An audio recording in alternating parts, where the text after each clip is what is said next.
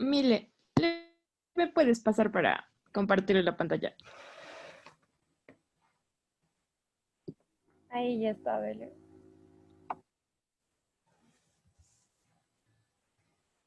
Ahora van Leslie, Grace y Shirley, ¿no es cierto? Doris también, profe. Doris. Este es el grupo más grande. Es el grupo más grande.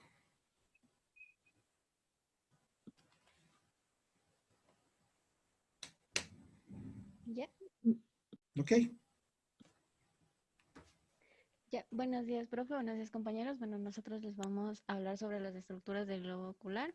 Las integrantes son Doris Ortiz, Grace Montatixi, Leslie Lachamí y mi persona, Shirley Nakuri. Pásale, por favor. Bueno, vamos a empezar primero con la uvea, que es también llamada la tónica vascular del ojo. Pásale, por favor. Bueno, en la uvea tenemos que es la capa principal vascular del ojo y va a constar del iris, cuerpo ciliar y la coroides. Em, Esta está situada dentro del globo ocular y se puede distinguir que la uvea anterior va a ser iris y cuerpo ciliar. Y en contacto con el cristalino, em, y la uvea posterior va a ser la coroides, que va a estar en contacto con la retina. Como podemos ver ahí en el grafiquito, ahí con la flechita celeste se encuentra la uvea anterior, con la flechita roja se encuentra la uvea posterior. Pásale, por favor. Ya. Eh, bueno, la uvea está adherida firmemente a tres sitios. A la esclerótica por tres sitios. Va a ser por el espolón escleral, em, los puntos de salida de las venas del vórtice y el nervio óptico. Y decía que estas uniones explican el desprendimiento coroideo anterior, que es característico como en forma de cúpula. Pásale, por favor. Bueno, de aquí de la uvea también decía que la red trabecular es muy importante, ya que es un tejido de carácter esponjoso que está localizado en el ángulo iridio corneal y su función es drenar el humor acuoso desde la cámara anterior hasta la circulación venosa y está delimitada anteriormente por la línea de Schwalbe y posteriormente por el espolón escleral, y lateralmente va a estar por el canal de Schlemm. Esta red trabecular está formada por una serie de láminas paralelas de tejido conectivo, delgadas y planas, y van a ser colocadas radialmente y se encuentran recubiertas de células endoteliales. Pásale, por favor. Bueno, en esta malla trabecular vamos a tener el trabéculo uveal, el trabéculo córneo-escleral, el trabéculo yuxtacanicular. En el trabéculo uveal es el que va a limitar posteriormente se va a limitar posteriormente con el cuerpo ciliar y la raíz del iris. También está formado por laminillas de tejido conectivo que van a estar recubiertas de células endoteliales, formando así la red tridimensional. También los espacios intertrabeculares van a ser grandes en esta parte y esto va a permitir una baja resistencia al paso del humor acuoso. En cambio, en el trabéculo corneoescleral, este va a estar formado por láminas recubiertas de células endoteliales, pero a diferencia del trabéculo vial, este va a tener las láminas orientadas radialmente en el trabéculo, o sea, sus láminas van a estar orientadas radialmente en el trabéculo córneo escleral y se van a distribuir como que, o sea, de manera circunferencial y en el núcleo de estas láminas van a ser ricas en glicoproteínas, ácido hialurónico, colágeno y fibras elásticas. Y en cambio tenemos también el trabéculo yuxtacanicular, que es la porción más externa del tejido trabecular y está situado entre el trabéculo córneo escleral y el canal de Schlemm. Este va a contener células alargadas ordenadas en capas dispersas dentro de la matriz extracelular y está formada por fibras de colágeno y también fibras elásticas. Y a diferencia de las otras, de los anteriores trabéculos, el yuxtacanicular no se organiza en láminas de tejido y esta es la estructura que mayor resistencia ofrece a la salida de humor acuoso. Pásale, porfa. Ya, en las funciones de la uvea tenemos que este se ocupa de la nutrición del ojo a través de la secreción del humor acuoso por el epitelio no pigmentado del proceso ciliar y del mantenimiento de la retina externa a partir de la circulación coroide. También tenemos funciones en sí como de las estructuras que la conforman, por ejemplo, del iris, su estructura, su función más importante es que con su movimiento va a regular el cierre y la apertura de luz que va a alcanzar la retina. En el cuerpo ciliar va a regular la presión intraocular, la nutrición y la respiración de las estructuras intraoculares. Y en la coroides va a ser que absorbe la luz reflejada para que la imagen se proyecte nítidamente sobre la retina.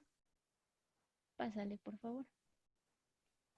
Tenemos también la uveitis, que era muy importante ya que se produce cuando la capa intermedia del globo ocular se va a inflamar, se va a enrojecer y se va a hinchar.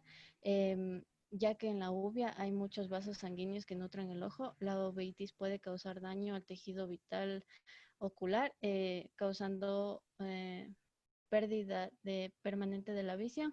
Y la uveitis se clasifica en tres según su localización anatómica. Va a ser la uveitis anterior, que va a estar localizada en el segmento anterior del ojo y va a comprender la iritis, que va a ser la inflamación en la cámara anterior, y también se puede dar la iridocilitis, que en cambio va a Ciclitis, ser, ciclitis. iridociclitis, perdón, y que se va a dar la inflamación en la cámara anterior y también vítrea. También tenemos la uveitis intermedia, que va a estar localizada en la cavidad vítrea y en la parte plana. Se va a darle va a afectar esa parte. La uveitis también posterior, que eh, es cualquier forma de renititis, Retinitis. retinitis, coroiditis o inflamación de la papila óptica. Y también tenemos la panuveitis, que este va a ser la inflamación que va a involucrar todas las estructuras, la anterior, la media y la posterior. Como podemos ver en el gráfico de ahí abajo, está la uveitis anterior, intermedia, posterior y la panuveitis, que es todo lo que es la uvea, la infección de la uvea. Pásale, por favor. Ya, ahora tenemos el iris. Pásale, por favor. Primero el iris es la extensión más anterior de la uvea y está situado como un diafragma vertical circular y anterior al cristalino. Como podemos ver con la flechita verde, se encuentra anterior al cristalino, y con la flechita moradita, rosadita, se está indicando el iris. Este mide de 12 a 13 milímetros de diámetro y de 0.5 y tiene 0.5 de espesor, y esta va a estar bañada en humor acuoso.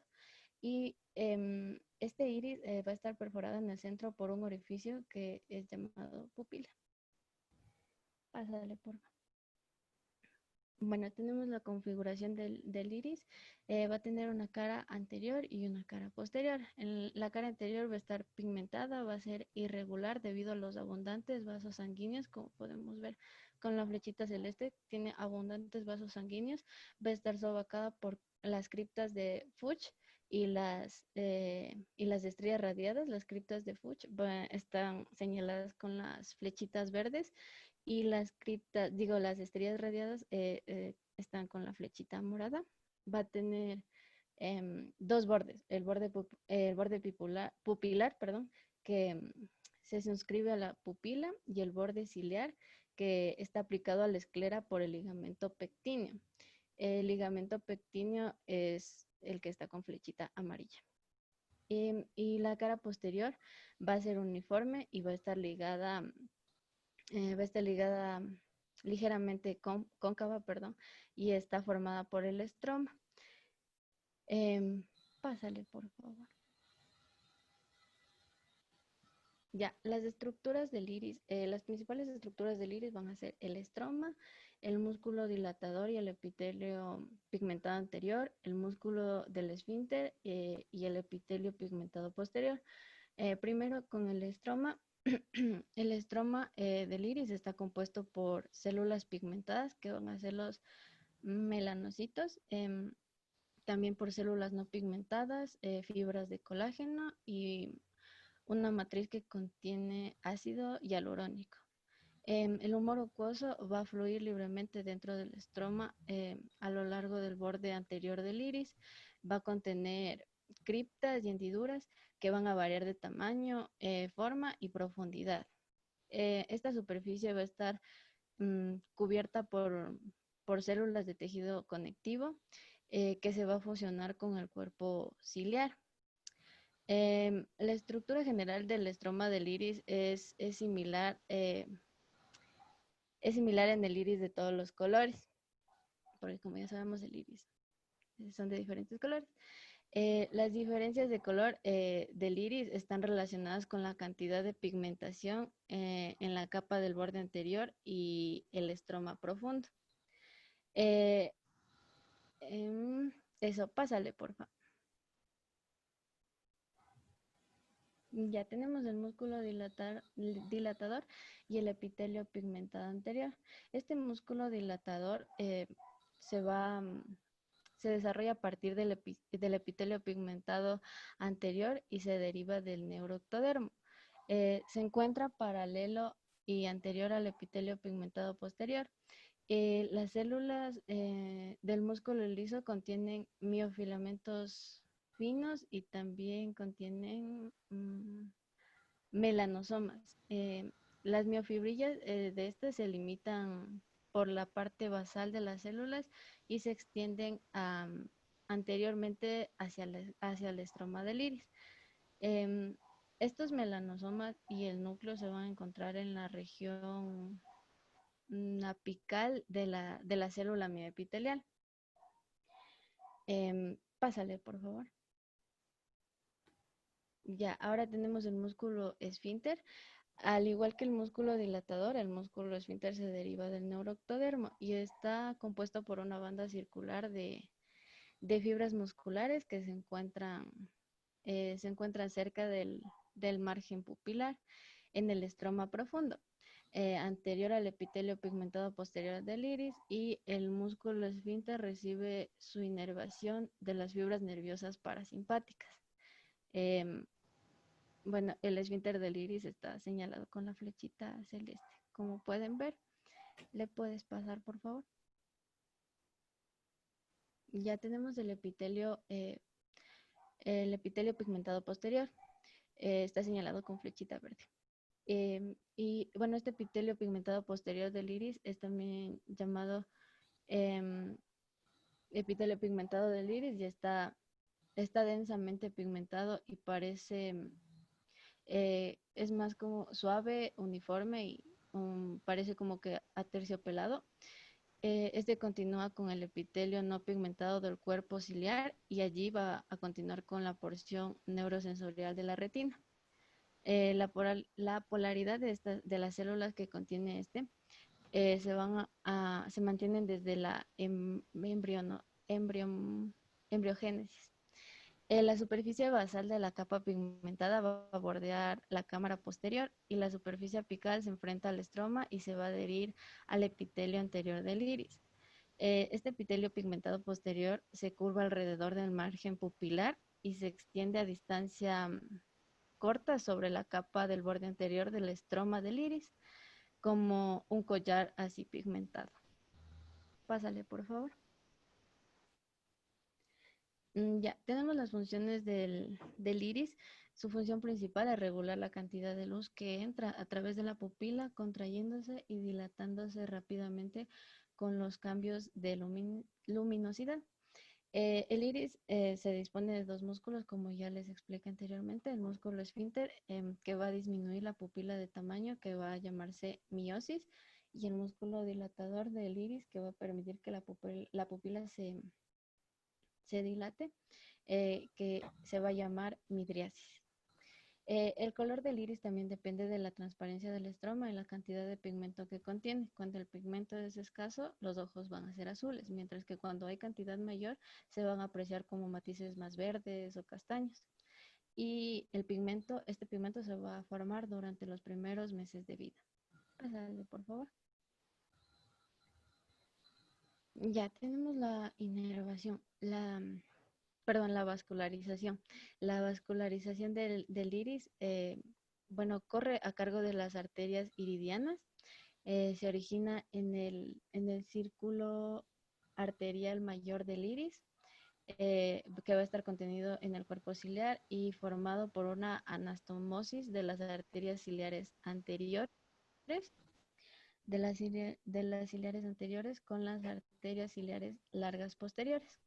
Estas últimas van a proceder de la arteria oftálmica y llegan ahí por el espacio supracoroideo de Schwalbe. Las arterias del iris se dirigen radialmente hacia el orificio pupilar, anastomosándose entre sí para formar como un collarete, que va a ser el círculo arterial menor del iris. Y el drenaje venoso se puede decir que toma como que el camino inverso hacia el cuerpo ciliar, por las supracoroides que van desembocando en las venas vorticosas. Ahí están señaladas con flechita morada, es el círculo mayor del iris, y con flechita amarilla es el círculo arterial menor. Pásale, por favor. Ya, bueno, la inervación proviene de las arterias ciliares largas y cortas posteriores. De los nervios no serán. ¿Perdón? De los nervios no serán.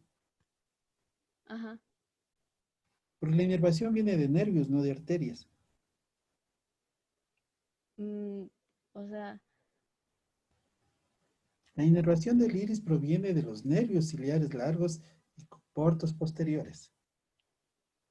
Ahí tienes un error en la diapositiva. Si hablas de inervación, proviene de los nervios. sí, no me di cuenta, disculpe. Se dan por las venas, Por los nervios. por los nervios ciliares largos, pero yo había consultado la inervación y me salía que era por las arterias ciliares largas, cortas y Por posteriores. ahí debe haber un error, porque si me hablas de inervación, son nervios. Entonces se daría por los nervios ciliares largos y los posteriores, que se van a encontrar con los anteriores. Déjame leer todo. No, esto es irrigación. Irrigación. Proviene de las arterias Sí, es ciliares largas irrigación, y no es cortas. inervación, perdón, es Es irrigación. irrigación. Sí, Ujú. no me di cuenta, disculpe. Ya, Ya le cambio, es irrigación, disculpe, no me di cuenta. ya. Bueno, entonces ahí sí es irrigación del iris y va a provenir de las arterias ciliares largas y cortas posteriores, que se van a encontrar con las anteriores y ya ahí van a formar los círculos que les hablé anteriormente, que va a ser el arterial mayor y el arterial menor. Y igual les había señalado con flechita roja, se encuentran las arterias ciliares anteriores, con las verdes, con verde están las arterias ciliares posteriores, y el círculo mayor va a estar con amarillito, y con celeste va a estar el círculo arterial menor. Eso.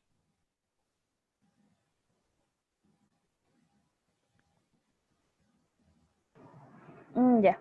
Ahora vamos a hablar acerca del cuerpo ciliar. Sigue la amiga, por favor. Las relaciones. El cuerpo ciliar tiene una sección transversal triangular que une los segmentos anteriores y posteriores del ojo. Por eso es que se le considera como una cámara media. El vértice o el ápice del cuerpo ciliar se dirige posteriormente hacia el orificio u hora serrata, que es la conexión que tiene el cuerpo ciliar con la retina.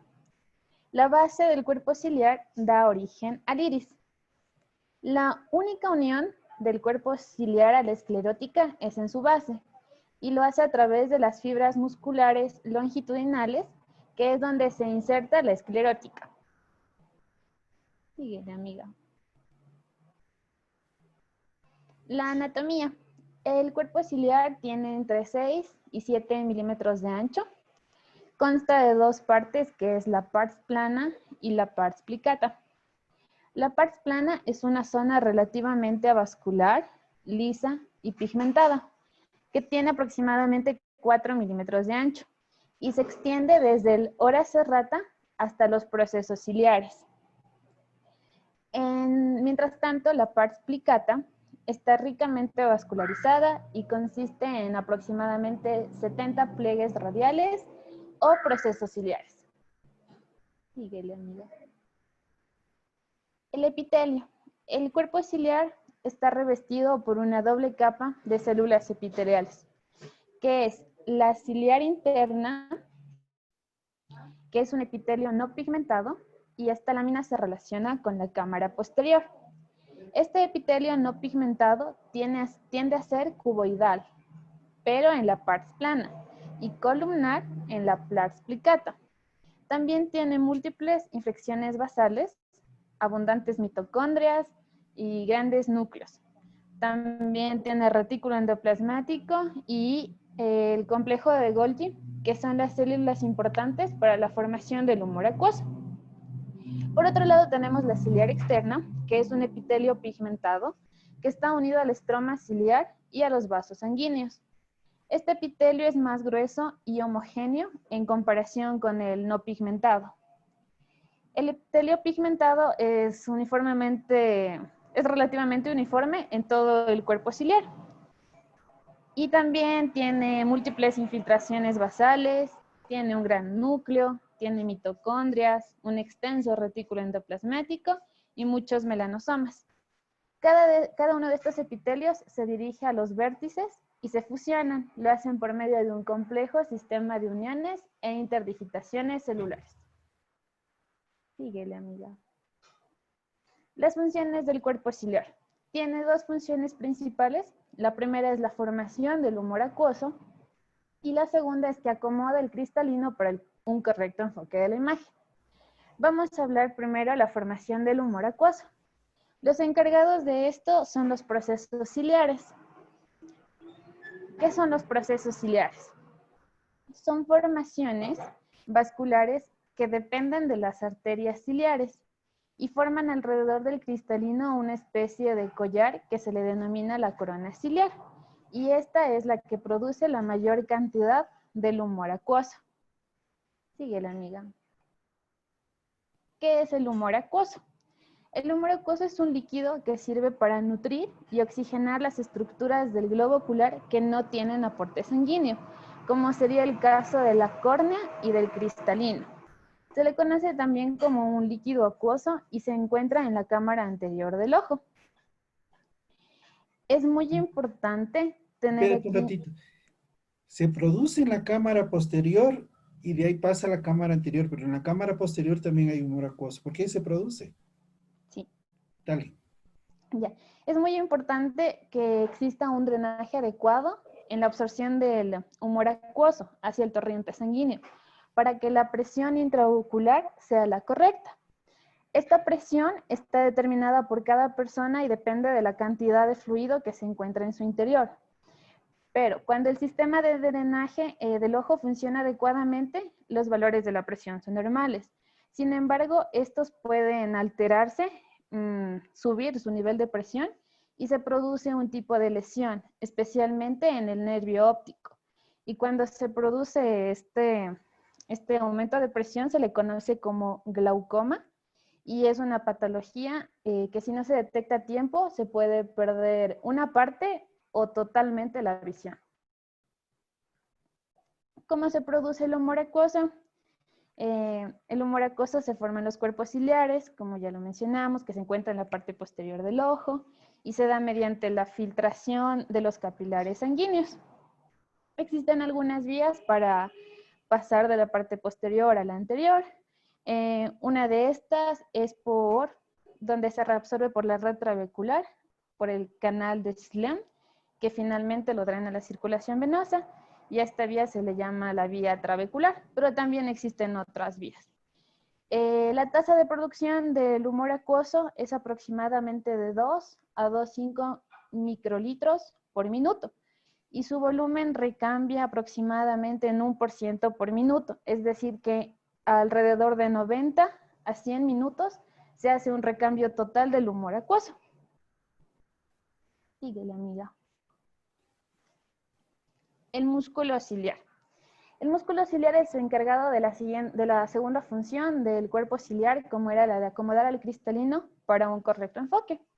Este músculo está formado por 3 fibras de músculo, que son la longitudinal, la radial y la circular. La mayor parte del músculo ciliar está formado por las fibras longitudinales, que se unen al espolón escleral.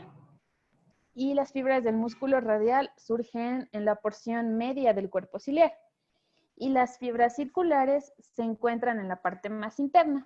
Clínicamente a estos 3 grupos de fibras se le consideran como una sola unidad. Es importante saber que el músculo cambia con la edad. La edad del tejido conectivo entre los haces musculares aumenta y hay una pérdida de su elasticidad con el pasar de los años. Este músculo se encuentra inervado por las fibras parasimpáticas del tercer nervio craneal a través de nervios ciliares cortos. El 97% de estas fibras se dirigen al músculo ciliar para su alejamiento y alrededor del 3% se dirigen al esfínter del iris. Las fibras simpáticas tienen y juegan un papel muy importante en la relajación del músculo. Los medicamentos colinérgicos son los que contraen el músculo ciliar. Sí, amiga. También tenemos el espacio supraciliar, que a pesar que no encontré mucha información, se decía que es un espacio potencial que estaba situado debajo de la esclerótica y encima de la coroides y el cuerpo ciliar.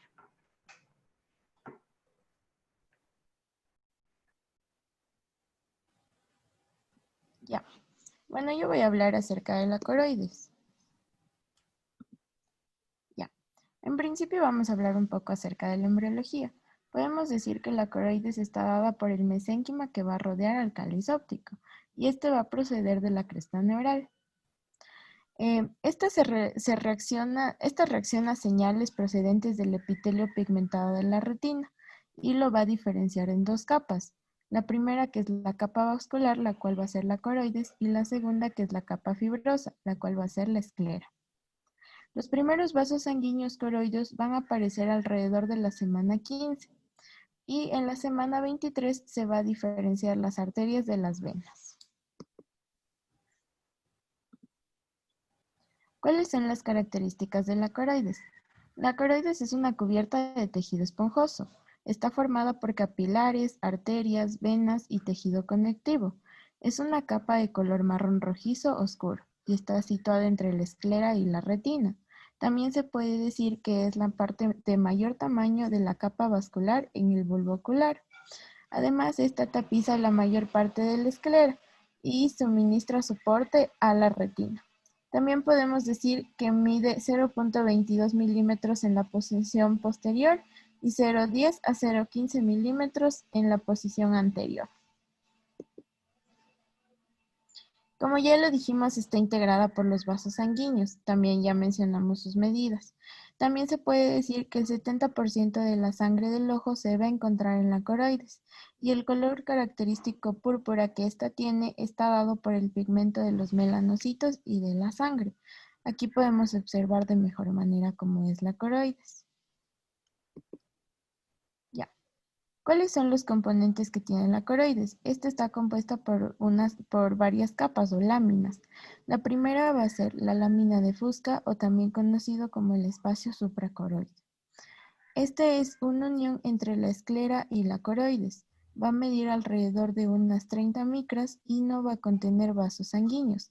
Por el contrario, esta lámina contiene fibras de colágeno, fibras elásticas, fibrocitos, melanocitos, células ganglionares y al plexo nervioso. Además de la lámina ya expuesta, también vamos a tener a la lámina externa o también que se llama estroma. Esta va a contener a las arterias y venas y también contiene a las células pigmentadas y se la denomina como capa de Haller. También por otra parte tenemos otras dos láminas. La tercera que sería la lámina capilar, la cual se denomina capa de Sadler, y la lámina basal, que es la lámina basal del epitelio pigmentario de la retina. En esta lámina basal también se encuentra la membrana de Brush y esta es importante mencionar que mide de 2 a 4 micras.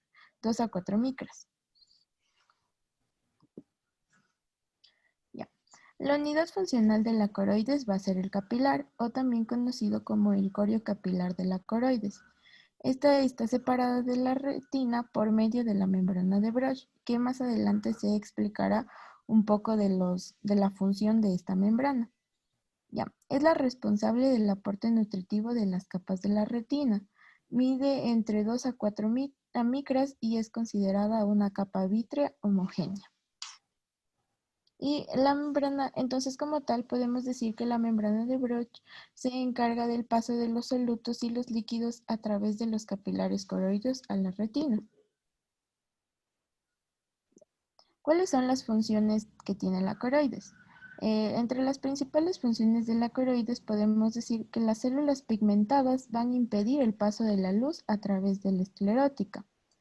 Es decir, que puede absorber la luz que atraviesa la retina, evitando la reflexión interna en el cuerpo vítreo.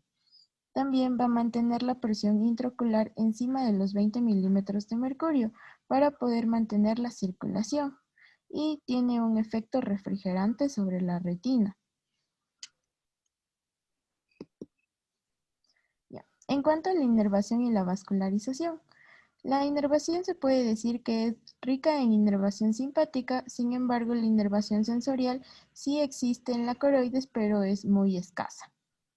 Y el sistema vascular de la coroides. En principio debemos decir que las arterias y las venas de la coroides no transcurren paralelamente. Se da por la arteria oftálmica. Esta arteria oftálmica se va a dividir en la arteria ciliar posterior lateral y en la arteria ciliar posterior medial. Y antes de que se perfore la esclera, ambas arterias se dividen en las arterias ciliares posteriores largas y en un número variable de las arterias ciliares posteriores cortas. También vamos a tener a las arterias ciliares anteriores y estas van a nutrir a la porción anterior del capilar. Y por último, el drenaje venoso, que se va a dar en las 4 venas vorticosas.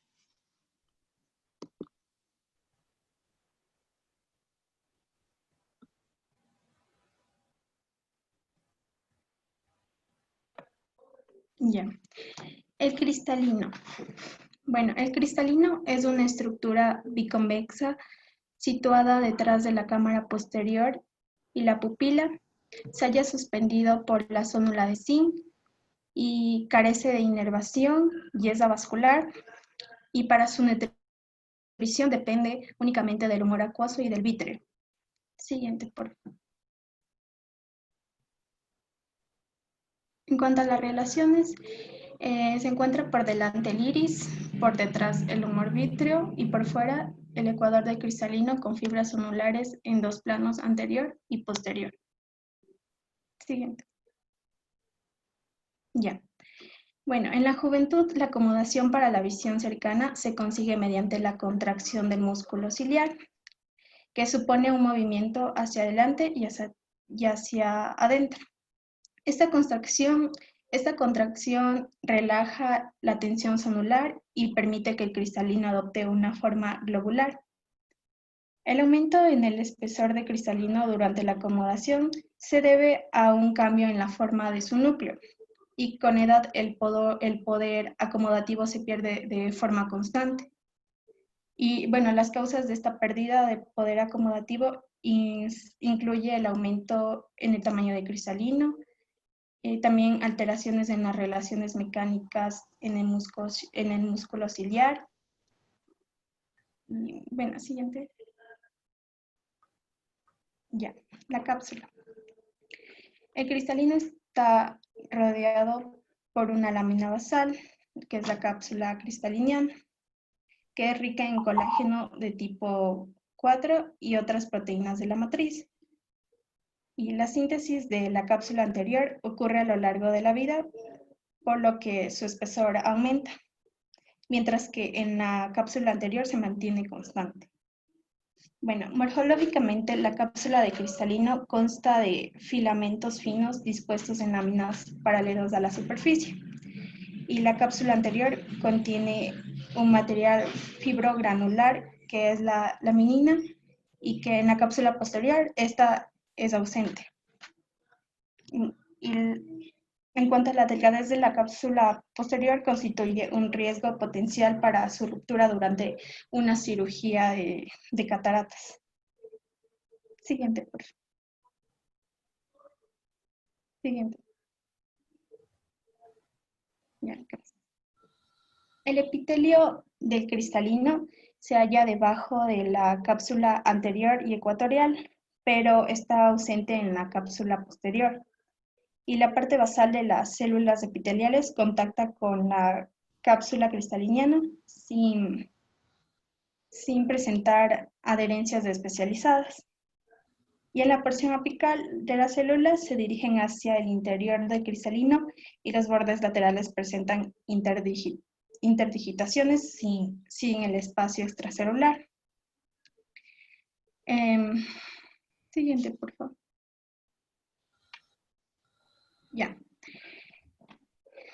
Ya, en cuanto a la zona central, presenta una población estable de células cuyo número disminuye lentamente con la edad.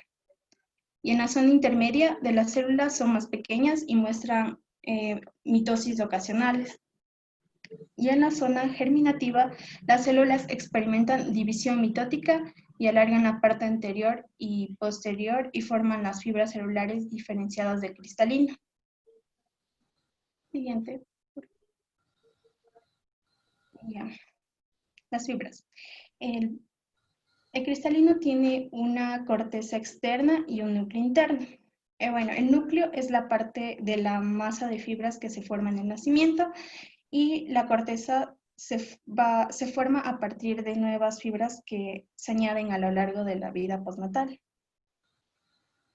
Las fibras celulares son hexagonales en sección transversal y tienen forma de uso y poseen numerosas proyecciones digitiformes interconectadas.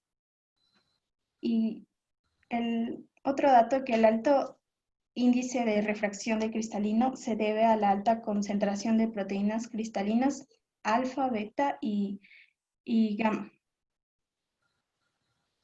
Las suturas cristalinianas están formadas por la interdigitación de los extremos anteriores y posteriores de las fibras en forma de uso. Y bueno, en el cristalino fetal, esta interdigitación configura la sutura con forma de Y anterior y la sutura posterior en forma de Y invertida. Siguiente, por favor. Ya, las fibras anulares. Bueno, el cristalino se mantiene en el sitio gracias al sistema de fibras anulares que se originan en la lámina basal del epitelio no pigmentado de la pars plana y la pars plicata del cuerpo ciliar. Cada fibra sonular se compone de múltiples filamentos de fibrilina que se funden con la cápsula del ecuador de cristalino. Cuando el ojo está enfocado para la distancia, la sonula está en tensión y la forma de cristalino es aplanada. Y durante la acomodación, la contracción del músculo ciliar relaja la sonula. Y eso. Gracias.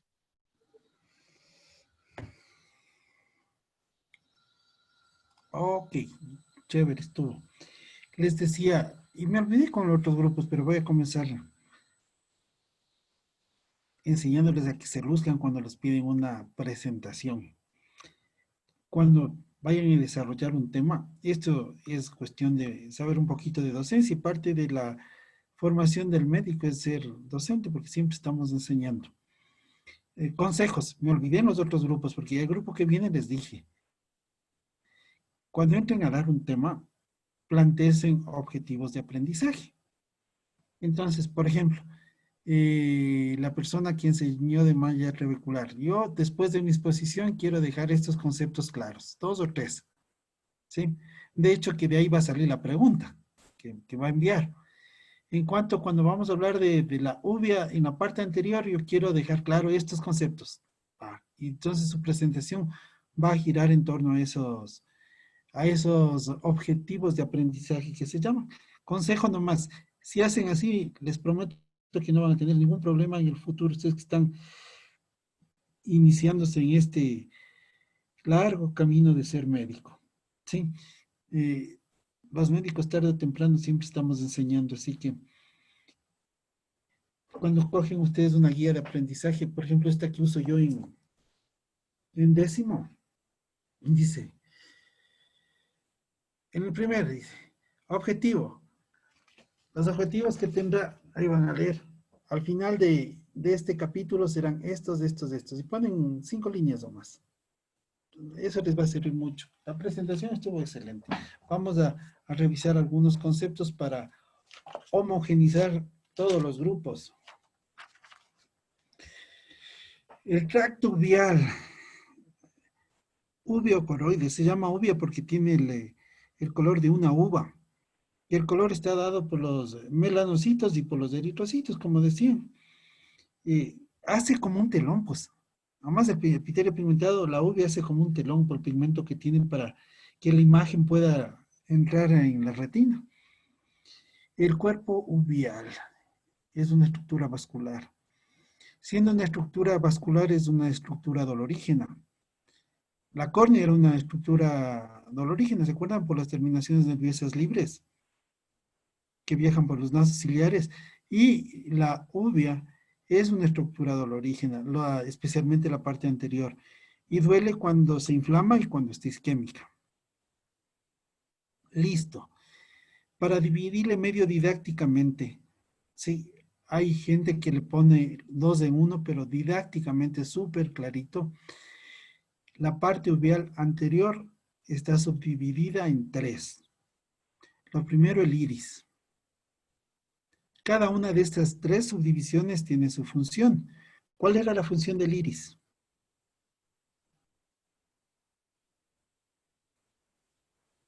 ¿Quién presentó iris? ¿Cuál es la función del iris? Yo, Doc, o sea, regula la cantidad de luz que va a entrar a través de la Ok, pupila, contrayéndose o dilatándose perfecto. por la A, luminosidad. a través del reflejo fotomotor va a permitir el adecuado paso de luz hacia la retina para permitirnos ver bien. ¿Hace parte del mecanismo refractivo del ojo? Sí.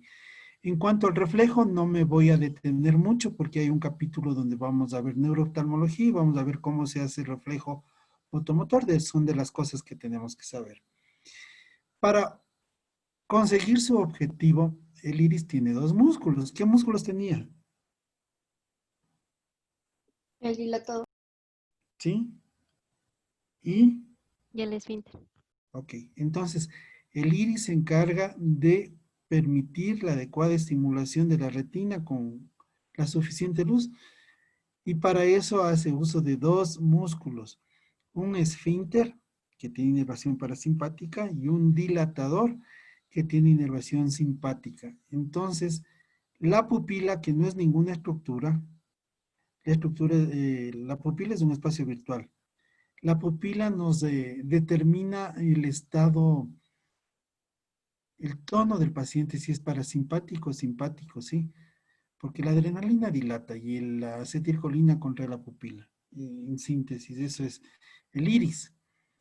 Luego, igual didácticamente, lo dividen al cuerpo ciliar, lo parten. Entonces vamos a tener el cuerpo ciliar en sí, que se encarga de la acomodación. La acomodación es una sincinesia, así le llaman, que nos permite mantener enfocados los objetos en la visión cercana, debido a los mecanismos que va a generar el cuerpo ciliar por medio de 3 músculos. ¿Cuáles eran los músculos las fibras de los músculos de los músculos ciliares? Eran longitudinales, ¿Sí? radiales y ¿Ya? circulares. Ok. Son como 11 pasos que se dan para conseguir esta sincinesia que se llama el reflejo de acomodación. Bien complejo, los optómetras estudian muy bien eso. Bueno, aquí radica entonces el mecanismo mediante el cual el cristalino cambia su poder y nos permite ver de cerca y de lejos teniendo un autoenfoque. ¿Ok? Cuando se pierde esa flexibilidad, básicamente la flexibilidad del cristalino, ¿qué error refractivo tenemos? Presbicia. Y entonces, ¿qué es la presbicia? Bueno, la presbicia se produce por un endurecimiento del cristalino, ya vamos a ver el cristalino, en el cual no está suficientemente elástico. Hay teorías que dicen que es producto de falla de los músculos ciliares, pero ahora con la tecnología que tiene, básicamente la presbicia se debe a cuando digan esclerosis es rigidez o dureza del cristalino, ya vamos a ver por qué. Ok, entonces, vuelvo a ubicarme. Entonces, mis objetivos de aprendizaje ahorita es dejar bien sentado cómo está la parte uveal anterior. Lo primero, dije que está compuesta por 3 partes. La primera es el iris, que ya saben cómo está constituido y qué función tiene. La segunda es el cuerpo ciliar, que está constituido por los músculos ciliares, y su función era, ¿cuál? La acomodación. Y tercero, tengo los procesos ciliares. ¿Cuál es la función de los procesos ciliares? La producción del humor acuoso. Ok, la producción del humor acuoso. ¿Qué es el humor acuoso? El humor acuoso es como líquido cefalorraquídeo, un ultrafiltrado del plasma. Entonces, aquí vamos a dejar conceptos que también deben quedar claritos. En el proceso ciliar se ubica, ahí el ojo tiene hacia adentro 2 barreras. La una es esta que se llama la barrera hematoacuosa. Entonces, cuando los pregunten, ¿dónde se encuentra la barrera hematoacuosa? ¿Se acuerdan dónde se produce el humor acuoso? ¿Dónde se produce el humor acuoso? No se peleen. Proceso ciliar. En el proceso ciliar. Y el proceso ciliar anatómicamente está en la cámara anterior o en la cámara posterior. Posterior. Posterior. Ok, el humor acuoso entonces es un ultrafiltrado del plasma que se produce en el proceso ciliar, que está en la cámara posterior, es decir, entre el iris y el cristalino. Tiene que pasar a través de la pupila a la cámara anterior para ser drenado. ¿Por dónde? Ahora revisamos esto que revisamos la clase anterior también. La mayor parte del humor acuoso, ¿por dónde se drena? Por la malla trabecular. El 80%, más o menos, entre 80 y 90% por vía trabecular. ¿Ok? Y el 10% es reabsorbido por el mismo proceso ciliar. Es reabsorbido por el mismo proceso ciliar. ¿Ok? Entonces, esa producción y drenaje, esa homeostasis entre producción y drenaje del humor acuoso determina ¿qué? La presión. La presión. Es la presión intraocular. Entonces, ya cuando lleguen a 10º ya voy a respirar porque ahora me llegan sin esos conocimientos. ¿Sí? ¿Para qué estamos aprendiendo eso? Para poder, cuando lleguen allá, y ya les voy a decir, entonces la homeostasis entre producción y drenaje del acuoso nos determina la presión intraocular. Para que se altere esa homeostasis necesito entonces que aumente la producción o que disminuya el drenaje. Y para yo conseguir que se equilibre la presión intraocular, puedo o disminuir la producción o mejorar el drenaje. Vean qué tan útil que es esto que estamos viendo. ¿Sí? Entonces, ya saben dónde se ubica la barrera hematoacuosa, ¿verdad? Ya. Vuelvo de nuevo. La parte uveal anterior, ¿sí? Se divide en iris, cuerpo ciliar y procesos ciliares. Iris, que se encarga de regular adecuadamente el paso de la luz a la retina, número 1. 2. El cuerpo ciliar, donde están los músculos ciliares y se encargan de la acomodación. 3. El proceso ciliar, donde se produce el humor acuoso mediado por una enzima, ya le pongo más difícil. Hay una enzima que se llama anidrasa carbónica que se encarga de catalizar la reacción ácido carbónico, CO2 y agua. Entonces, el ácido carbónico lo descompone, CO2 y agua, o coge CO2 y agua y ácido carbónico porque cataliza la reacción en viceversa. Entonces, si coge ácido carbónico y me produce agua y CO2, ahí está la fuente del líquido del humor acuoso, que otra vez, vuelvo y repito, es como el líquido cefalorraquídeo. ¿Se acuerdan dónde se produce el líquido cefalorraquídeo? Plexus coroides. Mediados por anhidrasa carbónica. El ojo es solo una proyección del sistema nervioso central. ¿Ok? Ya, quedó claro. Así como cristal de roca, como el acuoso. Está clarito entonces los componentes del tracto uvial anterior. ¿Sí? Estos vienen del círculo mayor del iris, que viene de la anastomosis de las arterias ciliares y las posteriores largas, ciliares también. ¿Sí? ¿Para qué me sirve ese conocimiento? Acompañando los músculos extraoculares vienen las ciliares. Si yo corto más de 3 músculos extraoculares, le doy una necrosis del segmento anterior del ojo. Y eso me sirve en cirugía de estrabismo. Para eso estudiamos la irrigación y cómo se hace el círculo mayor. Muy bien hasta ahí. ¿Sí? Aquí donde está el proceso ciliar es lo que se conoce como la pars plicata, porque más atrásito de eso está la pars plana. ¿Sí? La pars plana, que es una zona relativamente avascular, y a mí me sirve para cuando tengo que entrar a hacer cirugía de vitro y retina, hago esclerotomías. Se hacen 3 vías. Entonces yo mido 4 milímetros por detrás del limbo y ahí pongo unos plugs, 3. El uno para mantener el ojo inflado, un infusor. Y el otro para poner un retroiluminador y el otro para usar una pieza de mano que se llama vitreófago. Con eso me como el vitrio. ¿Ok? Y esa se llama vitrectomía posterior vía pars plana. Ya saben por qué es por la pars plana, porque no es vascularizada. Ok. Cuando se inflama esta parte, da una inflamación de la uvea que se llama pars planitis. Pars planitis. ¿Ok? Entonces las uveitis son anteriores, son intermedias, las pars planitis y posteriores. Vamos al tracto uveal posterior. Está dado por la coroides. La coroides que tiene sus 3 capas, de esa capa las más importantes, la coriocapilar. La coriocapilar que se va a encargar de nutrir a la retina. En la coriocapilar hay una membranita que se llama membrana de Bruch, le dicen, no le dicen de Bruch. A ver, de Bruch le dicen.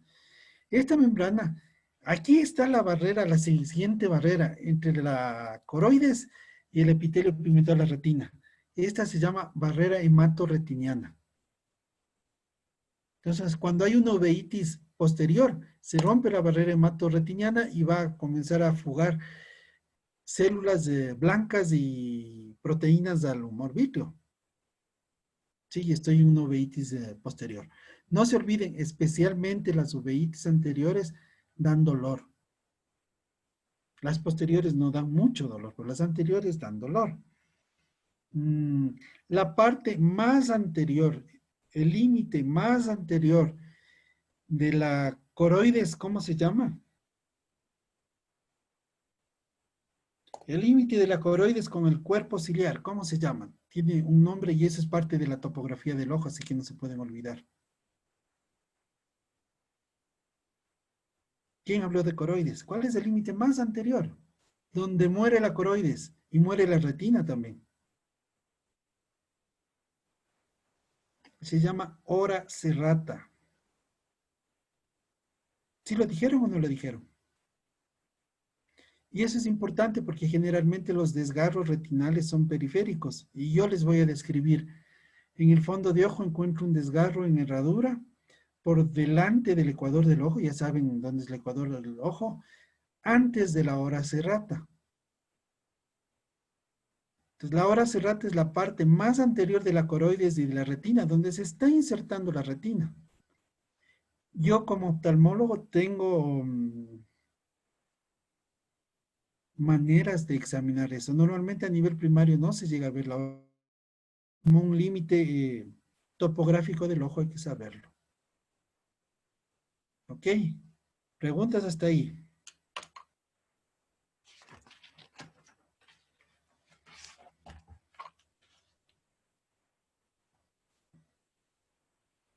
Entonces, ¿dónde está la barrera hematoacuosa?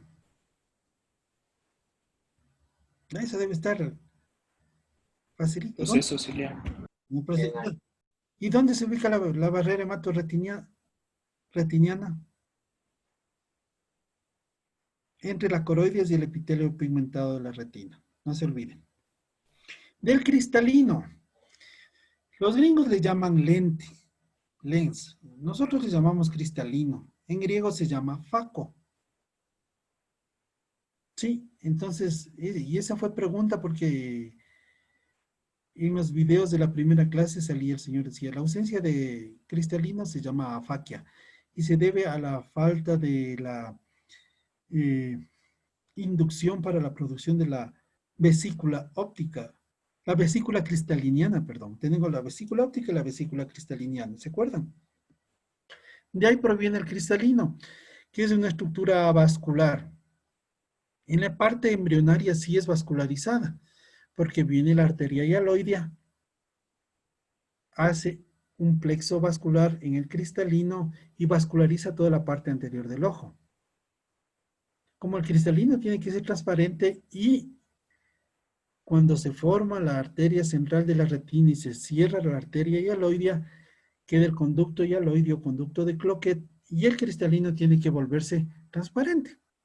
Eso es lo que estamos viendo ahora. El cristalino tiene algunas características. Tiene sus cápsulas anterior y posterior. ¿Sí? Estas cápsulas realmente son las membranas basales del epitelio del cristalino. Se dice que el cristalino es un epitelio encarcelado. Entonces, el cristalino va creciendo hacia adentro, se va nucleando hacia adentro como una cebolla, como la corteza de un árbol. Entonces ahí tiene algunos núcleos, que fue pregunta para ustedes en su examen. Tiene el núcleo embrionario, el núcleo fetal, el núcleo infantil y el núcleo del adulto. ¿Se acuerdan? Fue pregunta. Ok, entonces, y tiene una corteza, como dijeron ustedes. El problema es que el cristalino cuando uno nace es transparente y conforme uno va envejeciendo, el cristalino se va amarillando. Se va poniendo amarillo para bloquear la radiación ultravioleta. Por eso se va amarillando. Cuando ya comienza a degenerarse en la etapa senil, se pone blanco y eso se llama catarata. Ok, antes de que se ponga cataratoso, opaco el cristalino, como a los 40 años, como ha metido tantas células adentro, ya no es suficientemente elástico para que la acomodación sea buena. Entonces, ahí entramos en una etapa que se llama presbicia, y para eso usamos lentes de lectura. ¿Sí? Entonces, la presbicia es un problema de acomodación básicamente por esclerosis. Cuando oigan esclerosis en medicina es dureza, rigidez, por esclerosis del cristalino. ¿Sí? Básicamente no es por daño de los músculos ciliares, porque ellos están trabajando bien. Es el cristalino el que está rígido y no se deja relajar ni estirar. El cristalino. Estas células encarceladas en del cristalino son un problema porque cuando se rompe el cristalino, escapan y no tienen reconocimiento de inmunidad nuestra y el cuerpo comienza a atacarse, dando uveitis, porque como no tienen reconocimiento por parte de los linfocitos T, pueden dar inflamaciones, ¿no? Cuando un cristalino se rompe hay que sacar, porque el ojo se inflama y no solo que ese, puede comenzar a inflamar el otro ojo porque el cuerpo comienza a hacer respuesta inmune. Entonces el cristalino es avascular, no tiene inervación. El ligamento que sostiene el cristalino, ¿cómo se llamaba? El ligamento suspensorio del cristalino. ¿Qué otro nombre le daban? ¿Quién nos habló de eso? Leslie, tú. ¿Quién habló de cristalino? La última Sí, persona. o sea, las fibras sonulares. Eso se llama sonula. Y tiene un epónimo, como el libro ese de la... Los gringos no les gustan los epónimos, se llama sonula de zinc. Así como el anillo de zinc atrás donde se insertaban los músculos, se llama sonula de zinc. Hay eventos Hay personas que tienen muy laxa la zónula y fácilmente el cristalino podría cambiar de posición o podría caerse definitivamente a la cavidad vítrea, eso se llama lujación, o podría desplazarse generalmente hacia arriba. Hay unas enfermedades del colágeno por las cuales el colágeno es muy laxo, se llama síndrome de Marfan, se llama el uno, el otro se llama Ehlers-Danlos. Sí, son condiciones en que el cristalino podría estar lujado o podría estar temblorosito, se llama facodonesis, ¿no es cierto? Faco tiene que ver con cristalino.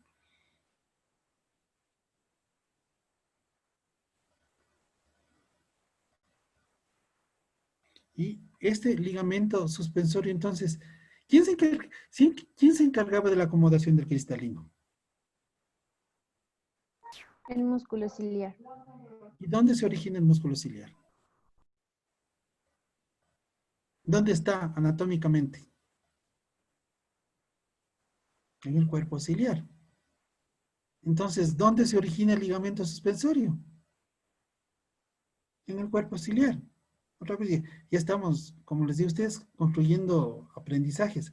Tenemos cosas muy básicas y vamos encadenando, porque uno de los éxitos al nivel ya de ustedes, peor del mío, yo no le dejo mucho la memoria. A mí me gusta, especialmente cuando me vean en décimo, estoy encadenando muchos conocimientos para poder reforzar, porque a veces uno puede olvidarse una partecita, pero el rato que tiene enganchado con otro conocimiento, vamos a poder evocar bien el concepto, ¿no es cierto? No sé si hay preguntas.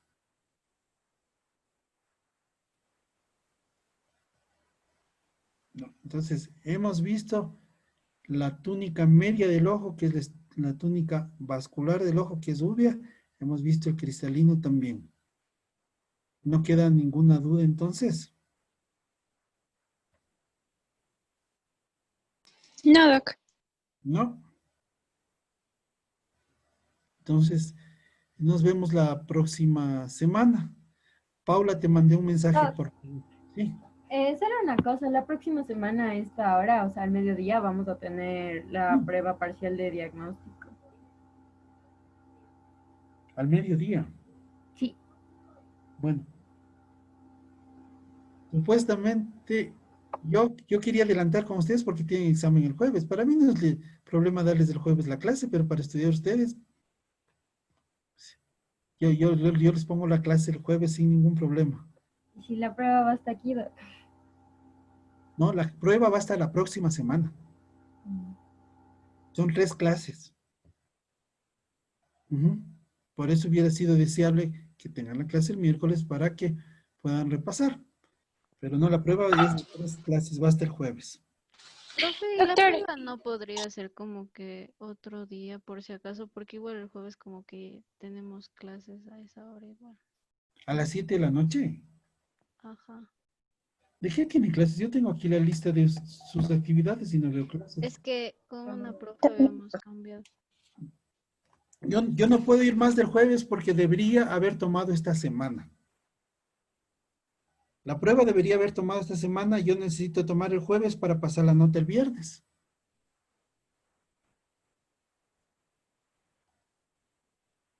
¿Ok?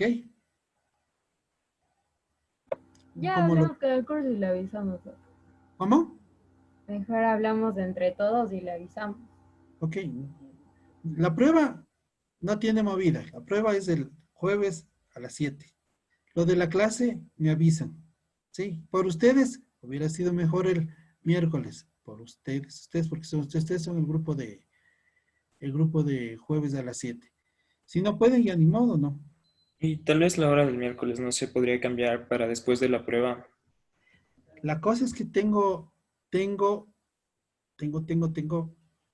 ustedes, te digo el miércoles cómo estoy. Estoy de 7 a 9 con un paralelo, de 9 a 11 con otro paralelo. Si ustedes quieren, adelantamos de 11. ¿A qué hora tienen la prueba? A las 12. No, no alcanzan en una hora. Y Entonces, de 1 a 2. de 1 a 2, pero les da el tiempo. ¿Cuánto tiempo va a demorar la prueba? Es la prueba de ¿cómo se llama? La De doctora IDIS. Colina. De IDIS. Diagnóstico molecular. No, diagnóstico No, es de molecular. diagnóstico, es de 12 a 1. Ok. No van a alcanzar. Ustedes me avisan para cuándo les programo la clase. Eso es lo que está en discusión. Si me dicen, póngale el viernes, entonces, les decía mi horario, 7 a 9, 9 a 11. De ahí entro con ustedes de 12 a 2 y de 2 a 4. Así está mi miércoles. Entonces yo podría adelantar de 11 a 2 y piquito, se pueden mover a esa prueba. Si no, nos quedamos para el jueves, me confirman. En todo caso, me confirman.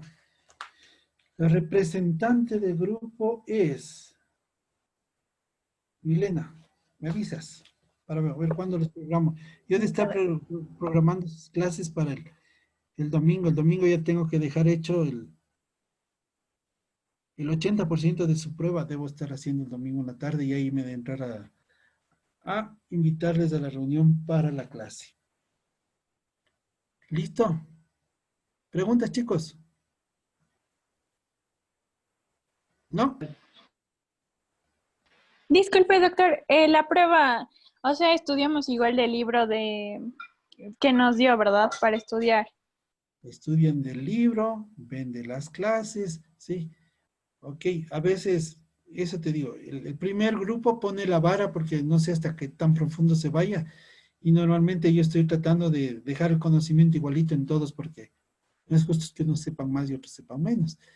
Hay presentaciones, la de ustedes estuvo recontra bien hecha, entonces son más profundas, pero si ustedes ven el video, repasan la clase y leen el libro que no está muy largo, les prometo que no se jalan el examen. ¿Listo? Sí, profe. Ya. Paula, te envié un mensaje. ¿Sí leíste? Paula, Profe, no sé a qué Paula se refiere. Paula Carolina. No me llega ningún mensaje. ¿Aleva me mandó? No, mira, está un mensaje en el Zoom. No, profe, no hay ningún mensaje en el Zoom. Miren el chat. Está ahí, está ido. De verdad, le prometo, estoy revisando ahorita en el chat del grupo de Zoom. Y a Paula mí, Flores. ujú, ¿Seguro? seguro. Chuta. Bueno, chicos, con el resto, chao, me quedo con Paula. Ok. Hasta Gracias, luego, que doctor. pasen Hasta buen día. luego. Buen día. Ahí compartí la pantalla, ¿viste, Paula? Ah, sí. Ahí está un mensaje privado.